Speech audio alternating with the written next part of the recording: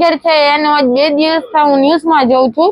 એ વ્યક્તિએ પેલા લગ્નની લાલચ દઈને મારા સાથે આજ 5 વર્ષથી રહે છે અને આજે આ 14 વર્ષની છોકરીને લઈને ભાગી ગયા અને મારા ભેગું આવું એને ઘણી ફેરી કરેલું છે અને મને પણ આવી લાલચ દઈને મને પણ ભગાડી ગયા હતા ઈ.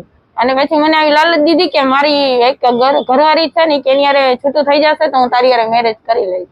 આજ 5 વર્ષથી અમારા ભેગા રહેતા હતા અને આ જ્યારે ભાગ્યા ને એના આગલા દિવસે મારા સાથે હતા. 5 વર્ષ થયા.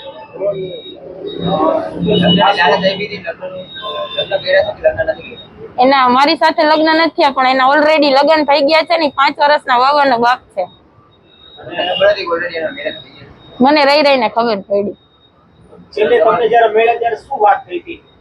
મને એમ કીધું હતું કે તું શાંતિથી ઘરે આવતી રહે, બાજુમાં અમારે એને બાજવાનું હાલતું હતું.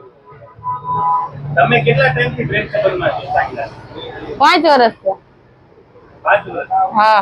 સાહિલા નો લગ્ન થઈ ગયું છે? હા, 5 વર્ષનો વાવો છે. સાહિલ ને? હા. તમારા જ્યારે પ્રેમ સંબંધ બાંધ્યો ત્યારે તમને શું લાલચ આવી? મને એમ કીધું હતું કે મારું ડિવોર્સ થઈ જશે ને તો હું તારી હારે મેરેજ કરી લઈશ, મારે મારી ઘરવાળી ભેગું નથી રહેવું એમ કીધું. તો અત્યારે એક બીજી યુવતીને પણ પ્રેમમાં ફસાવી છે, સાહિલ કઈ રીતે ફસાવતો હોય છે?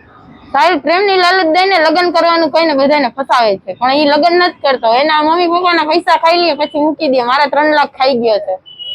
એટલે આવી કેટલી છોકરીઓને પ્રેમ જાળમાં ફસાવી છે? 2-3 મારા પાસે પ્રૂફ છે. તમે ફરિયાદ કરી? ના, મેં ફરિયાદ નથી કરી. એનાથી બીક એવી લાગે બહુ મારતો હતો.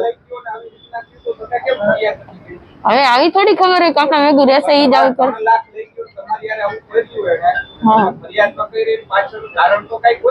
પણ એના મમ્મીના કઈક દાગીના છોડાવવાના હતા એટલે મારા પાસેથી લઈ ગયો હતો. તમે હું હતી તમને આ વાતનો ખ્યાલ છે? હા, ખ્યાલ છે. કઈ રીતે ખબર? ન્યૂઝમાં જોયું મેં. કારણ શું છે? અત્યારે કેટલા સમય પહેલા 5 વર્ષ. 5 વર્ષ સુધી તમે ક્યાં હતા? કેમ ફરિયાદ ન કરી?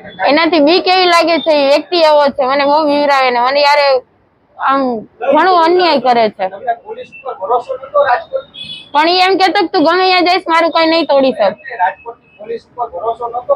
પણ ઈ એમ બીવરાવતો તો પછી આજ આપણા ભેગો રહેતો હોય તો એટલો તો મને એના ઉપર ખ્યાલ હોય ને.